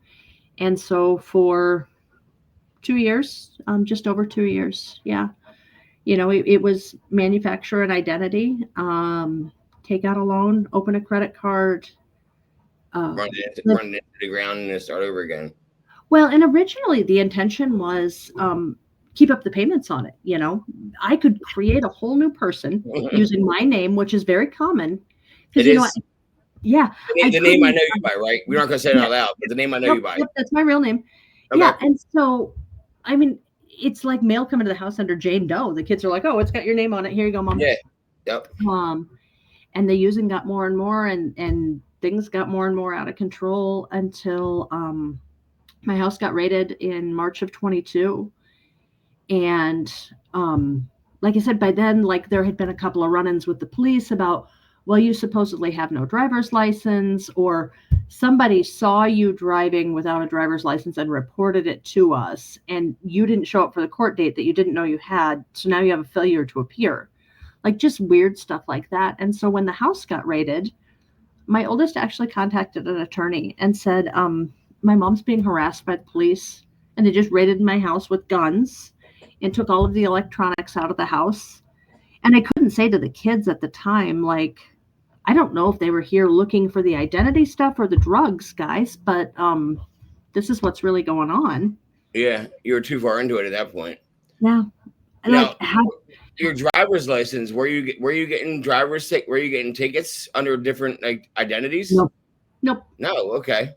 Nope. And so the legal trouble that I had with CRPD, they obviously knew where I was. I mean, I would have police officers show up at my door, and like in the one instance, they came to my house and they said that one of the county attorneys had witnessed me driving, and she had reported it to the police department. And so they were charging me with driving while suspended, and that they had given me a court date. And I, of course, hadn't shown up for the court date because it wasn't like they pulled me over and gave me a ticket. Yeah. And so then they showed up to my house to arrest me for a failure to appear. So obviously they knew where I was, even though I had done this, what I thought was a slick little trick in my head. When they came and raided the house, they came and raided it under my name. So, yeah. And then you thought you were in the clear because they didn't arrest you that day. They didn't. And I was really surprised. So there was a fair amount of narcotics and paraphernalia in the house that they also took, in addition to taking all of the electronics.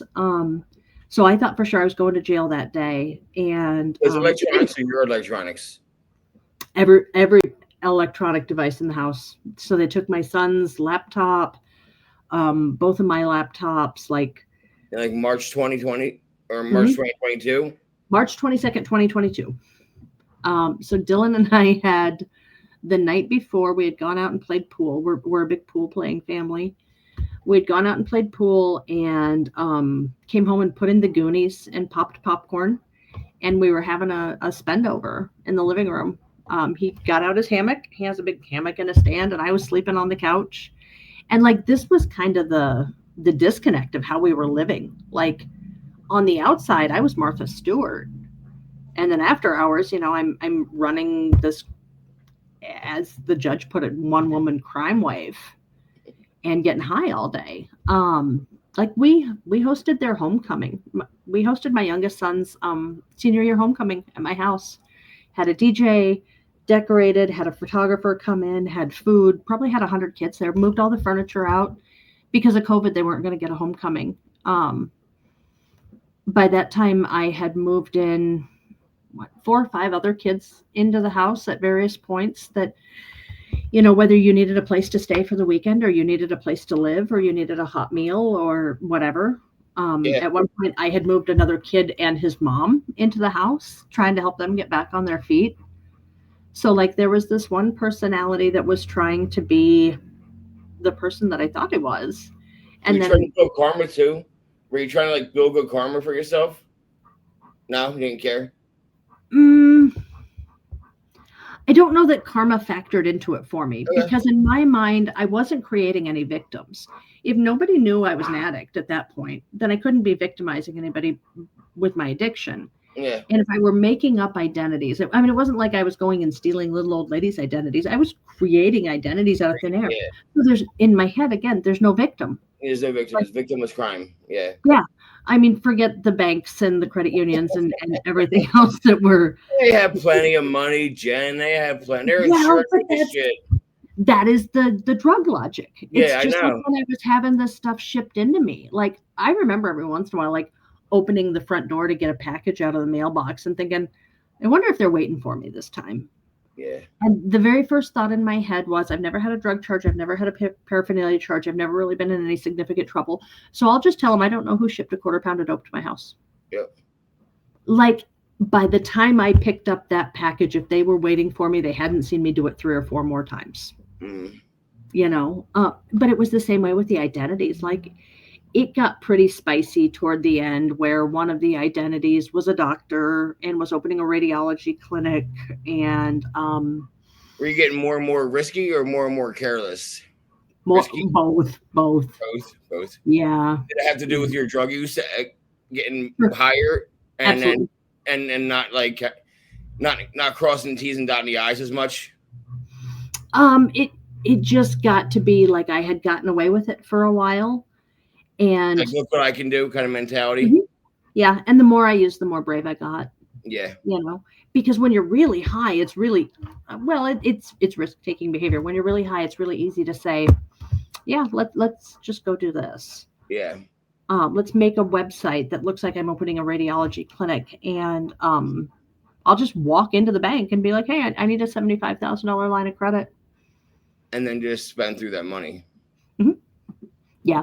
And originally, like I said, the plan was just to make a new identity and keep paying it off and keep nursing it through. And then you get high and you spend it and you smoke it. And like, it didn't work that way. Yeah. Yeah. Does not always work that way. So it did not. So March 22nd, 2022, you so got yeah, the raided. house gets raided. Yep. And you got raided and they took shit, but they didn't take you. They and did then not. 3 months and 2 weeks later, mm-hmm. July 5th, you get arrested. And once I tell you all the warrants, you realize it all comes to a head. Oh yeah. Yeah. So I went to jail that night. My bond that night was $25,000. They handed me the list of charges and I started doing the math, and I'm like, that's 255 years if they boxcard them all. And I was calling the kids from jail, and actually they had come up with the money to bond me out that night on the $25,000, but they needed a co-signer. And I was seeing a guy at the time, and he was like, yeah, I'm going to come down and sign it. And I thought I was leaving the jail that night. And then he never showed up, which was kind of MO for him. He just didn't show up. Like, that's his story. Why they needed co-signers? Because they were too young? Yeah, because you have to be over the age of 21 and at your job for X number of years. And because it was such a large bond, you had to have a piece of property. And so he had said, yeah, I'll come down and sign it. And the kids had come up with, I think it was $3,000 that they had to have. Because again, the kids didn't know any of this. And so my youngest has always worked hard and had money stashed. And he was like, I've got $1,000.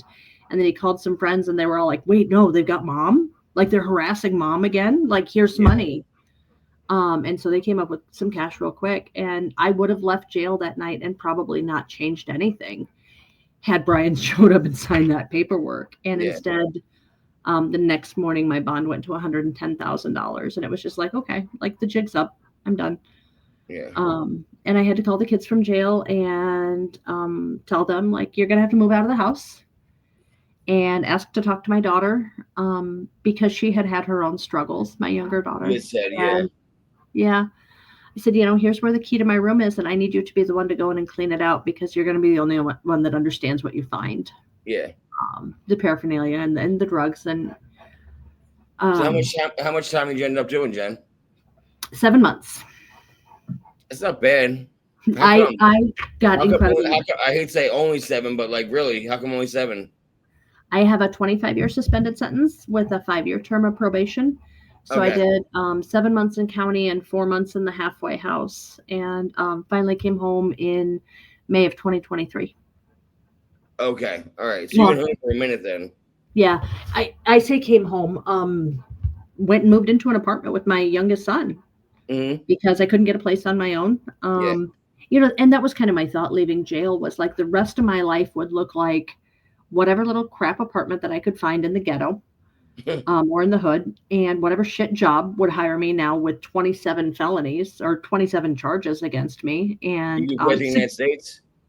So you could be president of the United States? No. Yeah, but like, I really thought that's what it would look like. And at some point in jail, like, I got really into, I got a hold of a basic text and a Bible. And that was what I spent a lot of my time doing. And I really thought, like, I just need to make that life enough. Yeah. Whatever little shit life it is. And so I got involved in a program around here and got involved with some gals, and actually just a few months in, got invited to a Halloween party at a girl's house. And I remember walking in there, and like, it was just a normal looking house. It looked like the house that I'd moved out of. And she was like a year and a half into the program at the time. And I was like, look, like, she has a normal life. Yeah. And maybe I can too. Like, that was the first time that I really started to believe that, like, my life could look like something different. Like, if I really followed along with what these people were saying. Yeah. And so now it's September of 25. Sure is. Been in my own house now for 8 months. Finally, back to working for myself. I have been for 2 years now. Back to owning my own business. I'm in school full time. What are you going to school for? Human services. Okay, that makes sense. Yep, human services. I will graduate. I've been back in school a year. I will graduate. I could graduate at the end of the semester with my AAS, but I will stay for an extra semester to do the chemical dependency and alcohol counseling certification. Okay. So then I'll graduate with honors at the end of next semester, and then decide, like, do I go into working or do I go into transfer and go after a BA? Right now, more than likely, I will probably end up looking for somewhere that I can work in the field and at least get an idea for what I want to do next. Like, I will probably never stop doing hair and stuff part-time, but just the idea that that none of this was for nothing, that something could come of this, that maybe one other person doesn't have to call their daughter from jail and be like, hey, I've been lying to you for 3 years and I'm a dope head and this is what's going on in life. That tracks, Now, I'm going to sit here and I break my own anonymity every single day on a podcast. And I do Narcotics Anonymous. I did AA for years. And then I kind of don't go back there because the way my DOC switched around. And I'm not welcome there, but I'm not welcome to speak as open there as I am in Narcotics Anonymous, because in Narcotics Anonymous, alcohol is a drug, period. And in Alcoholics Anonymous, they want you to confine your speech to alcohol and how it pertains to alcohol. And that doesn't work for someone like me who sticks to drugs for a long time. I'm an alcoholic through and through, but I'm also a drug addict, definitely. And I don't want to dance around and say, well, the amount of drugs that I did, the amount of alcohols that I did, I don't like doing that. Way too much of a straightforward person to dance around, just for your baby years. But I also respect the traditions. And there are people that, don't want to talk about, which kind of fellowship they do because of the traditions. But I also know it's up to you if you would like to break your anonymity. And I say I do. And, mine's Narcotics Anonymous. Or maybe you don't do fellowships at all and you do any kind of recovery department. Do you want to talk about that? I sure can. So I've actually been to, I think, all of the 12-step programs here in town. Very much like we say, traveling outside your home group expands your recovery. For me, traveling outside of even my program, especially because you can't ever deny that the programs are interlaced. So I definitely do have one program that I'm primarily in. I have visited them all. I've tried Celebrate Recovery. I've tried some of the other things. But I know where my home is. I know where my service positions are. I know where my people are. But I'm free to visit other places and just hear from other people where I can. But, for me, that having a home base has been huge. And it hasn't always been that way in recovery here. So I came around, I got into one home group. I saw the same 6 or 8 people for 6 or 8 months. And some things had happened in our area that should not have happened, and that kind of blew the lid off of a lot of things that were being kept hidden around here. And I got kind of frustrated with the program. I got really pissed about this stuff because it was the same kind of addictive behavior that I had done for years. When we start talking about what people 13 stepping. Well, there was that. And there's still some problems with it. And I fell victim to it, to somebody that walked up to me and said, I hate to see somebody sitting alone, let me just be your friend. And no, he was a predator. And it caused some things, but we also had some issues in our area where, just some things weren't being honest, and, we don't talk about that. And so I bailed from the program at one point over that, and then came back, and then bailed, and then came back. But every time I have left, I have figured out that there's a reason that I'm here. And that the more that I left that one really small group of people and got into other home groups, got into Addicts on Asphalt, got out of my area, got into service, that stuff just grew, because when you're around the same 6 or 8 people saying the same 6 or 8 things all the time, and then you find out that one's lying, that one's crooked, and that one's high, you're like, okay, well, half this program's fucked. Why am I here? Yeah. And then you go out and you meet 10 or 12 more people, and you're like, okay, well, those 3 are still fucked, but now there's 15. So now only 10% of the program is fucked. And then you get into area service and you get into regional service, and you meet people that are really living the thing that they say they are, that they're doing what they say they're doing, and they're saying what they mean. And now, like, those 3 or 4 people are still fucked, but now there's 40 or there's 50 or there's 100. And you hear more stories and you relate to more things, and you're like, you know what, maybe I'm not as fucked as I thought I was. Because there was a lot of that for me in the beginning. So yeah, no, I definitely have a home program. I travel around to all of them. I know people in a lot of programs around, and I'm lucky to run into people that are like, hey, come check out CA. Come check out this, come check out that, I've done CA. I've done CA when I was in Los Angeles. Actually, you're talking about Cocaine Anonymous, right? Mm-hmm. Yeah. My the first meeting I ever attended in Los Angeles was a CA meeting. Yeah. And it was huge. And they used the big book, you know what I mean? Like they use basically the steps. They don't even basically, they use the steps. So that was, I would go there on Saturday nights, and so, and it's funny now because I do NA. I use Zoom because NA is not existent where I live. And only AA is existent where I live. And so I do Zoom, which is nice because if I ever get bored, I can just hop around. There's so many people on Zoom. And like I said, my father-in-law was AA for 35 years. And then my wife, they didn't want to do AA because their dad does AA. They didn't want to do NA because they never really got into drugs. They were an alcoholic. And then they discovered Recovery Dharma. And they got high up in Recovery Dharma. Like they run their own meetings on Friday nights. It's about to start in 45 minutes. So, and they love to meditate, and there's a huge meditation, thing that goes on with Recovery Dharma. And so I forget what Refuge Recovery. It was Refuge Recovery, and then it turned into Recovery Dharma. So, but it's a big Zoom community, and they love it. So it's nice that we both have our own, modalities, where we're not clashing with each other. Sure, yeah.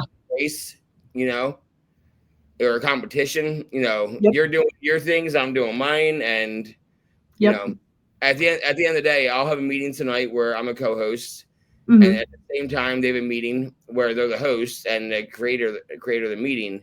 And we're both getting better around 10:30. And how was your meeting? Good. How was your meeting? Good. You share? Yeah, I shared. You share? Yep, I shared. And that's it. Yep. What do you want to watch? For some people, it works. Like around here, we've got, I don't know, 2 or 3 married couples that they've been through recovery together, and it works for them. They're home group members together, and they're solid relationships, and they're people that have really good recovery. For me, like after the experience that I had, I could never again date somebody, at least in my recovery community, because of some of the chaos it caused in my life, because of some of the chaos it caused in our area. That's just, so I would have to do like you guys do, like you go do your thing and I'll go do my thing, or, I'd have to go date a normie, because never again. Yeah. It's just, there's too many things, I would talk about too many intimate things, and that I talked to my wife about, but in a different kind of setting, and sometimes I like the fact that the people in the home group don't know who I'm talking about. Yes. Yep. Well, and yeah, like who wants to go in there and feel like they're talking about their friend or their buddy? Yeah. I don't want, maybe my wife's on the group, but maybe my wife's best friend is in the group because my wife's best friend is from the program too. And all of a sudden they're in my meeting that I go to. Well, it's not my meeting, but you know what I mean? It's then you got to walk on eggshells. Like, oh shit, I was going to share it tonight, but now like John's here, or whatever you want Mm-hmm. to. And I know John has a crush on my wife, and and it's like definitely going to say something, and yeah. Yeah. So for me, I'm just glad, we do our thing the way we do it. And for years, we both got sober together. Mm-hmm. Um, in 2020, we quit drinking before COVID.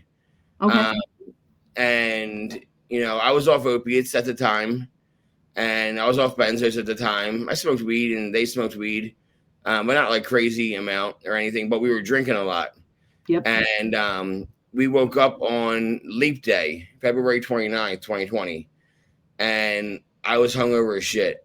And I drank a whole bottle of Jack Daniels the night before. Mm-hmm. And I said to my wife, I was like, either I need to have a drink right now or I need to quit and never drink again. And they said, I'll quit with you. And so we decided to quit together. And we haven't had a drink since. Very nice. And right before COVID, which would be such, like, maybe because of my experience, I hear the people that got clean right before COVID and the isolation and the separation and the fear. And I'm like, man, you guys are ballers. Because that was for me just the last straw. No, it was almost easier for me that way though, because I enjoyed going to like the comedy club and having some drinks. Okay. Yep. And everything was closed. And I enjoyed going to like the sports bar and watching some college football and having some drinks. Yep. And the liquor store, I would get a big bottle of liquor and and drink Captain and Coke or Jack and Coke all night. But liquor stores weren't essential businesses. Yep.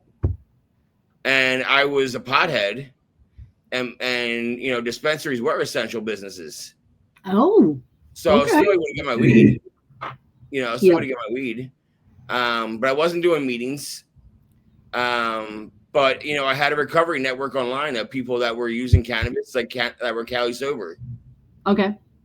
So that was like our way of being sober, is with other people we met on like Instagram that were Cali sober, and using we would just send clouds where I would take a bong rip on my Instagram story, and I would attach 10 different names that I knew smoked weed and they were sober too. And then they would do clouds where they do bong rip, and then they attach 10 names, and then you go around, and that's just what you do. And my wife would do the same thing, and that's just what we did. And we did that for a while. And there's all different ways. And then we ended up opening our own meeting center after COVID kind of died down in 2021. We rented a building, and it was called MJ's Progress Not Perfection, the name of the podcast. Mikey MJ JD. That's where that's where the MJ's comes from in the podcast name. We opened this meeting center where we held AA, NA, Al-Anon, mental health, LGBTQ, 3 or 4 meetings a day, every single day, 7 days a week. And to raise money for the meetings, my wife did yoga meetings, and also did tarot cards and that kind of stuff, and some witchy stuff. And I started this podcast out of there to raise money for the meeting center and pay rent. And then unfortunately my wife got diagnosed with MS, and they couldn't come around as much. Yep. And then it was just me. Yep. Trying to run all the meetings every day, all day, not getting any support from the community. My dad was donating $500 a month just for us to keep the lights on and the rent going. Yep. Because for him it was our tax write-off, so he didn't mind. But that's how we kept it going for a while. And I was exhausted. And then I can only imagine. And I wasn't working. That was my full-time job, was running that meeting center, nonprofit. And then I had to get a job because my wife's MS was getting worse. And so I got a job working from home, and I turned my podcast studio into my work from home area. Okay. So then it was the podcast studio. Then it was where I also worked from home, so that I could be there all day to run meetings and it was just mayhem. And by March of 2022, I said to my wife, I was like, I can't do this anymore. I was like, I can't. I can't do it by myself. I'm Mm-hmm. dead. I'm done. Like, I can't do it anymore. And then they were upset because they really wanted to keep it going. I'm like, yeah, but I'm doing it. Yeah, yeah. I was like, I can't keep doing it. And even like we just had like the drag queens in town to like a benefit for us and everything, and Mm-hmm. raised a bunch of money, like $1,200. And I was like, I'm really grateful for what you did, but you're not coming to the meetings, and no one's throwing in money when they're here, like for the Yep. meetings, like no one's getting community help. Like, I can't do this. Like, we can't do drag shows every month. Like, Right. so, I gave it up, and, it is what it is. We tried, but the community didn't like us because they thought we were a drug center, and not, you know how it is. This Mm-hmm. stigma around, and it sucked, but at the same time, it's what needed to happen, because I was running myself completely ragged between working full time and keeping that going full time. And I loved doing the podcast. That was the biggest thing I got from it, was meeting people all over the world, Mm-hmm. doing these interviews. So that's why I kept it going. I have over 230 episodes out. Holy cow. Yeah, over 4 years. So, what else do you do steps now? Because you said before you picked up basic text. You Mm-hmm. said, 2005 or 2006, so you got the basic text, you got some literature, and you read it, and you stopped going to meetings. So, what do you do differently now? Oh, I work a program now. Yeah, it wasn't walk in and get the literature and think that the answer was in there. When I took all those books, I didn't think people actually did steps. And like I said, there wasn't a lot of females around, so there wasn't like somebody that I could turn to and say, I want to be like you. And I didn't stick around that long. Like, I went to probably a month or two worth of meetings. And then when I came around this time, like, my kids are grown. The youngest now is housing me, so he's taking on that parenting role. And so I got a chance to get clean this time for me and to actually get into recovery. Yeah. And so, yeah, I mean, get a sponsor, work the steps, start sponsoring, be of service. I'm of service at our group level and our area level and our regional level. And it's just, it is a way of life now. It's not there's an answer out there somewhere. There's an answer, and I've got most of them. And the ones that I How amazing. Are you a sponsor now? Do you have sponsees? Yeah. Yep. It's one of the most rewarding things you can do, right? Oh my God, it's amazing. It's probably my two favorite service positions are sponsorship, and then I work as our regional web servant. So anything that comes in through our regional website comes to me first. And it is that opportunity to interact with people on day one. The people that are looking for a meeting, aren't sure where to go or how to get there. And it's that same thing that sponsorship is, that opportunity to say, I've been there and I can tell you what worked for me. But also, I had sponsees that pushed me very hard from behind, that because I pick on myself a lot and I hold myself to a really high standard. If I had a sponsee that was like, no, just kind of do the work for me. I couldn't do that. And thankfully I have a sponsor right now that if she caught me doing that, would probably kick my ass. She wouldn't, because she has this like firm rule that she does not tell me what to do. But what she would do is say, well, that's a choice you can make. Which is my least favorite thing that she says, because what I hear is, I mean, if you want to do something dumb and you're ready to face the consequences, but being able to work with people and say, hey, I've been where you are, and I promise you it gets better, but also having these women to follow behind, it's light years different than it was in 2005. There's a solid group of women, and to say that, like, I not only have solid female friendships now, but there are truly women that are doing this thing that I can. You're buffering? Like, we were talking earlier about having male friendships and female friendships. Coming around now, there are a group of women, not just in our area, but in our region, that like will just take you over. Yeah. That's awesome. So, it's working out for you this time around. And it sounds like you're working the steps daily too. You kind of do a check-in every night, and everything like that. And you're of service, and do you host meetings too, or do you speak at meetings also, or? I've been asked to speak a couple of times. I chair our Sunday night meeting for our home group. And then I do activities, and I do some H&I stuff. So, for me, the service work gets to be about the things that I think make our program stronger. Yep. And less about the things that, I like this title. There was a point in my life that I loved titles. I loved telling people, I'm a business owner, or I'm this, or I'm that.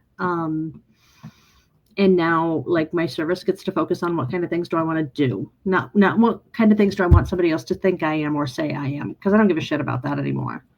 What kind of things do I want to do? So that's huge, Yeah, I love it. I mean, I host on Thursday. I took over hosting Thursday nights, and the meeting was we would read from It Works How and Why, which is, I love that book. It's a good book, but I'm not great with doing book readings as a host. Mm-hmm. And so I realized, because every night we do a different kind of meeting at 9:00. Okay. Every night, like big book Wednesday night, we do the spiritual principle of the day on tonight, the spiritual principle of the day. Mm-hmm. And then it's open forum on Saturday, spiritual principle on Sunday.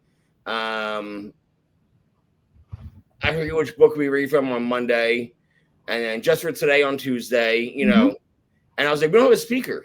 We don't have a speaker meeting. And I was like, I want to change my no speaker meeting to the secretary. And he's like, okay, yeah, we need one of them. Yep. And as long as you can find speakers, I said, I have plenty of speakers. And, so you had a little harvest of them here. Well, that's what it is. I switched. I because we have a decent amount of people that come back every night. Mm-hmm. A decent amount come to the home group every single night. And so what I decided to do was I switch every other. So last night was Thursday, and it was I figured it's a home group night. Mm-hmm. And I had this girl supposed to do it, but she had to drop out last second, so I did it. Yep. So I told my story last night. Next week is somebody from my podcast, and then the week after somebody from the home group, and then somebody from the outside of my other home group in Rhode Island, and then it's from the home group. And then it's you. Yep. And then it's from the home group, and then it's somebody else from the podcast, and then it's from the home group. So right. Every other, I give them a taste of somebody they know, and then the next week somebody that is going to really introduce themselves to somebody that they never met before. Right. And I like to switch it up every other week.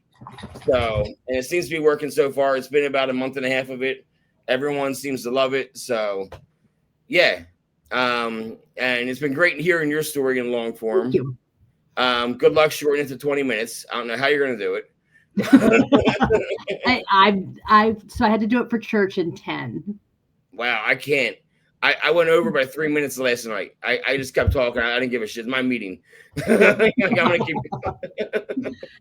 I'll have to send you a link to my church testimony that I knocked it down to 10 minutes because I just told everybody, okay, look, here's the part you want to hear, and then here's the part that you need to hear. So you get 2 minutes on what you want to hear. And I ran through all that just like bullet points. But you write it down in advance. You seem like the kind of person that would write down and take the time. Nope. No. Nope. Expected that there would be 10 women in there because they told me it was tea and testimony. I walked into 100 women with no plan.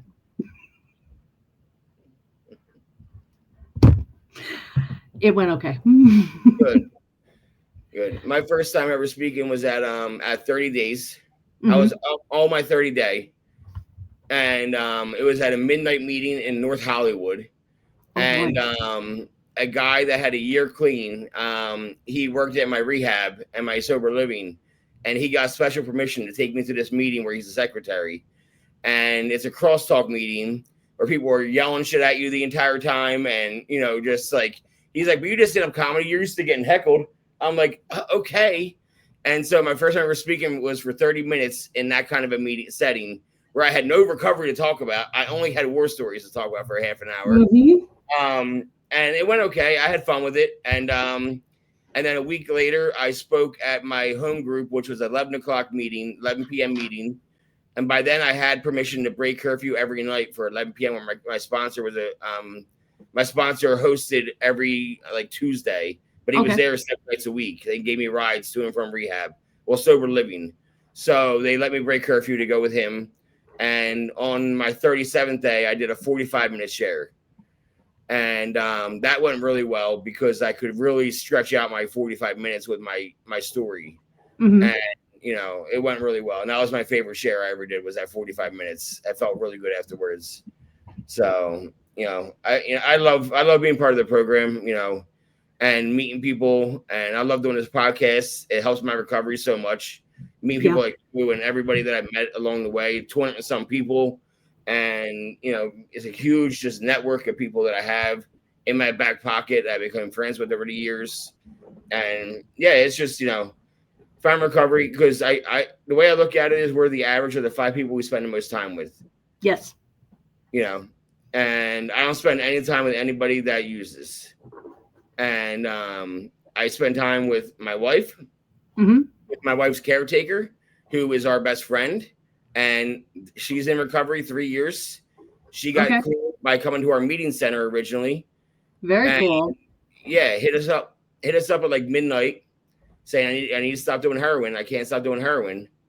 And we talked until like 4 a.m.